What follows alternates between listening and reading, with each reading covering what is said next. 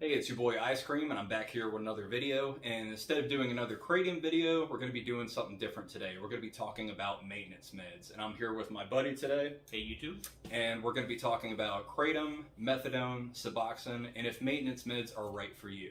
So in my previous videos, I've never really talked about my harder opiate use. There was a couple years where I was messing around with heroin, I was messing around with Oxycontin, Percocet, Vicodin, and I had a daily habit for a couple years. And maintenance meds were able to give me my quality of life back, and I had a sense of normalcy that I didn't have before when I was taking opiates. You might be wondering, is maintenance right for me? Well, if you are using opiates daily, or if you're experiencing withdrawal when you stop using opiates for a couple days, or if you're experiencing instability in your life, maybe with your family or at work, then it might be time to look at maintenance medication. So for someone that's just coming off of a heavy opiate or heroin habit, what are the benefits of taking maintenance meds? I'd say the primary benefit of maintenance medication is breaking that daily cycle of addiction, the constant ups and downs, the instability you might be experiencing at work or with your family. Drugs just mess everything up, and having something that you're guaranteed every day at a stable dosage every day is really, really beneficial when you're trying to pick up pieces of your life and work on yourself.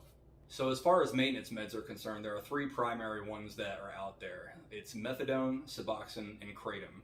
The first one that I took was Methadone, and honestly, when I had a really heavy pill habit and I was taking 160 to 240 milligrams of Oxycontin every day, Methadone helped me out. It gave me more of a quality of life back, I was able to get stability, and I didn't crave the heavier opiates like I was taking in the past. So for me, I thought Methadone was good, but I did have a tendency to abuse it. So Suboxone basically has like a ceiling effect. So when you take it, you don't really get higher and higher if you increase your dosage. With Methadone, you do get a little bit higher when you increase your dosage. And I had a tendency to take more than I really needed to take. What's your thoughts on Methadone? I mainly used methadone when I was still using drugs. I used it as a drug of abuse, mainly because it did get me high and I could take more to get higher. And that's one reason why, for me personally, it wasn't the most effective maintenance medication, just because there's still that ability to let your inner addict be expressed by taking twice your dosage or whatever. Whereas with Suboxone, if you took twice your dosage, honestly, it wouldn't really do much. Sometimes it might even make you feel ill. After taking Methadone, I switched to Suboxone, which I thought was more helpful in the long run. I didn't have a tendency to abuse it, and I got even more of a quality of life back than I did when I was taking Methadone. So honestly, I took it probably for about a year and a half, and I just kind of slowly tapered off of it. And ultimately, when I tapered off slowly, I was able to kind of keep my life together. And honestly, I think it's a real good thing for people who have a heavy habit. It's something to consider looking into. What's your thoughts on Suboxone, and what was positive about it for you? Oh, there are so many positives about Suboxone. For one, like I mentioned before, it broke that daily cycle of addiction. I had my medicine every day. I had the exact amount I needed. I had it tomorrow. I had it the next day. So there's none of that anxiety or that rat race feeling that I had when I was using opiates every day. Because, when you're using opiates, you're not sure of your supply half the time. Or when you are sure of your supply, you're meeting some shady drug dealer in some parking lot somewhere who may or may not show up. So that just the change from going to a situation like that to having something dispensed to you from a pharmacy, a month's supply, and all you've got to do is participate in the program and talk to a doctor every month, that was just really, really helpful. That was the most helpful thing about Suboxone for me. The other really big benefit of Suboxone for me was just the fact that when used correctly, it doesn't really get you high. It has a very minimal effect, and what that means is you can go about your day living life as a normal, non-inebriated person. You can work on professional goals. You can build relationships with your family or with friends. It really gives you an opportunity to resume a normal life without having to go through the horror of opiate withdrawal so fresh off of those street drugs. Now, were there any negatives to Suboxone for you? Well, for me, the biggest negative over time was just being dependent on it. Suboxone lasts about a day in your systems. What that means is by the time it's time for you to take your next dose, you might be feeling a little bit under the weather, especially when you're tapering, when you're at lower doses. you basically you need your Suboxone in the morning to kind of go about your day and feel normal. So that really was the biggest downside for me. Mm. So if someone is just coming off of heavier opiates, theoretically, how long should one be on Suboxone? Well, that's going to be different for everybody. It's really going to depend on the severity of your addiction, how much of the opiates you were taking, how long you've been taking those opiates, other factors like how much stability you've got in your life, how much mental health support or family support you've got in your life. If you don't have a lot of that kind of support, you may find that you need to stay on Suboxone for a long time, because Suboxone itself is a great support. It's a really wonderful tool. It is extremely supportive. So if you're in a place where you really need that support and you can't get it elsewhere, then that means you should remain on Suboxone. Some people only take Suboxone for a couple of weeks. They do what's known as a quick taper and they're basically done. Other people, they need 3 months, 6 months, 9 months.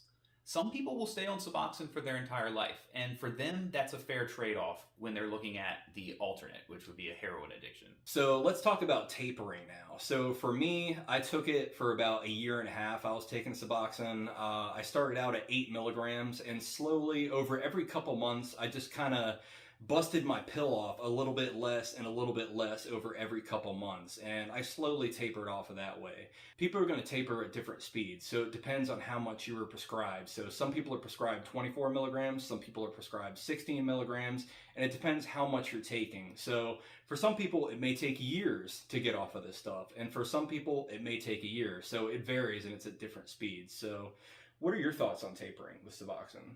Well, tapering is a really important part of any maintenance medication. It's usually the ultimate goal is to taper and get off of this medication. The big primary reason to taper is to avoid severe opiate withdrawal. So tapering is going to allow you to have the time you need to adjust to life itself, to adjust to all those emotional changes, physical changes that come with recovery from drug addiction. It's also going to give you time to work on your mental health, to work on some of those support structures we talked about earlier, to maybe to seek counseling or to try to improve some relationships that may be causing friction in your life and make life and recovery more difficult. So what are your experiences with post-acute withdrawal syndrome with Suboxone? Well, that was another thing that tapering really helped out with, I thought, in my experience. I did a very, very slow taper off of Suboxone. I took about a year and a half, and I tapered down to really minuscule doses. By the end, I was taking something like 1/4 milligram of Suboxone. So yeah, I would take a 2 milligram strip, which is the smallest strip they make, and cut that into 8 pieces. And the reason I kept going so low was that I felt like it was giving me a chance to deal with some of that pause early on and in lower increments, instead of just being slammed all of a sudden the day after you quit putting opiates into your system with these feelings from pause. So tapering really, really helped avoid the worst of the pause symptoms for me personally. Coming off of maintenance meds and opiates is hard as shit. So it helps to have certain tools and a certain mindset when coming off of this stuff. Was there anything kind of mentally, like having a particular mindset coming off of maintenance meds, that seemed to help you out? Yeah, primarily it was beginning to view drugs and drug addiction as like poison.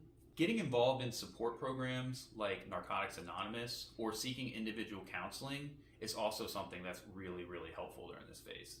And I 100% agree with the 12-step programs. Like, there's a whole variety of different recovery programs out there. There's Refuge Recovery, there's Smart Recovery, there's Alcoholics Anonymous, Narcotics Anonymous, and I think it's very important, especially in the first year or two.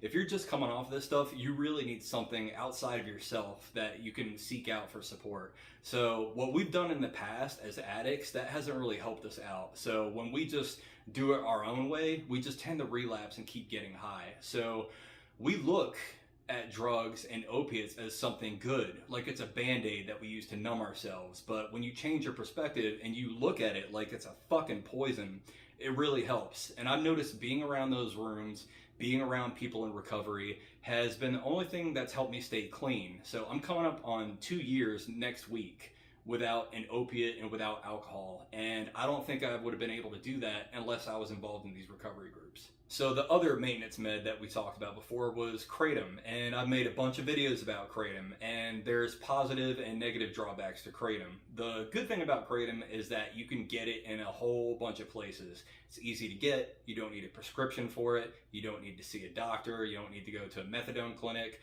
So it's nice to be able to have an option that's inexpensive that you can get when you're coming off of this stuff. Now, there are some negatives with Kratom too. So you don't know how pure it is. You don't know if there's any adulterants in it.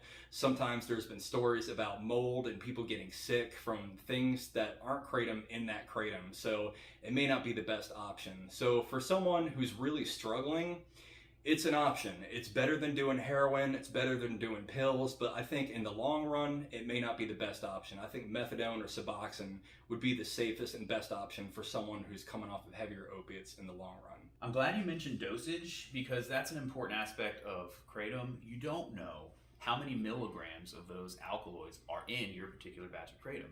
One of the most important things about being able to maintain and eventually taper is having a known amount of medication in your system. You don't have milligram labels on bottles of Kratom, and if you do, they can't really be trusted. One of the main things with Kratom is you don't know how strong it is. So there's a variety of different strengths. So you've got red vein, you've got white vein, you've got all these different brands, and some are stronger than others. And especially nowadays, you have extracts, which are strong as shit. And people get strung out on extracts. Like I've heard horror stories of people just buying bottles of that stuff and almost going bankrupt because it's really expensive. So you're buying all these little shots that are like $10, $15 a hit, and you're taking around the clock, and it's strong as hell. So basically, you're getting hooked on really, really high doses of opiate-like alkaloids. So basically, you're strung out again, and you know, that's not going to help you in the long run. You need consistency. You need to know the exact milligrams that you're taking, and you need to taper off in a methodical way. So with Kratom, you are going to want to basically take the same strain, the same brand, and just slowly taper off. So for me, I just got a notebook. I weighed my dose, how many grams I'm taking, and each day I just slowly decreased either a quarter gram to a half a gram less each dose per day. And I just tracked. And as long as your numbers are just slowly going down, you're making progress. So the main thing is consistency and taking the same type and the same brand and just slowly weaning yourself off of it. As you touched on, when tapering Kratom, it's really, really important that you get your entire taper supply at once in one batch. That way, you know the strength is going to be consistent. You know for a fact that you're taking a little bit less tomorrow than you did today. I think another thing too is also the store that you go to. So I used to buy a lot of my shit from gas stations. The store that you go to may run out of that kind of Kratom that you take. So I would take a certain type of capsules that were red vein Mangda.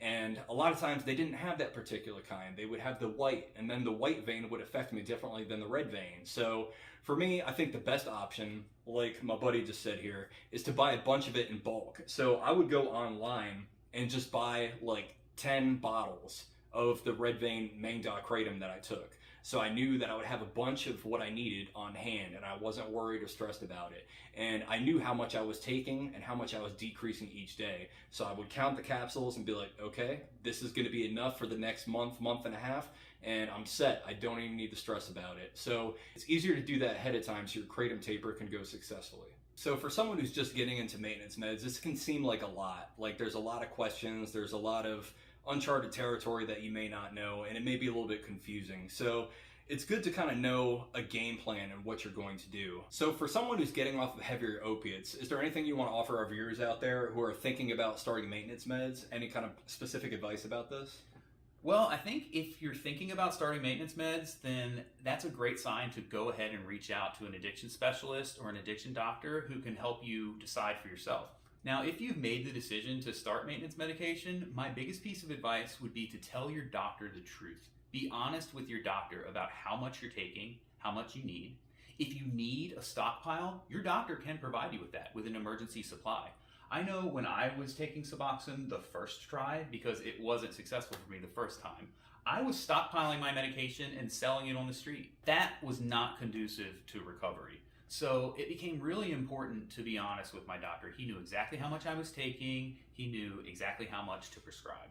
So if you're considering doing maintenance meds, like I've said before, consider joining a recovery group because it's not easy to do this shit alone. So if you have, a group that you can lean on that's pushing you and educating you, and you're helping out newcomers that are coming in. It really makes this whole experience a lot easier. So I really, really push people who are just getting into recovery and that are just getting into maintenance meds to join a 12-step group or a different type of recovery group, whatever suits you. You'll probably have the best luck when you do it that way. Good luck in your recovery. It's really hard, but it's possible. Thank you for watching. Thanks for watching. Peace out, y'all.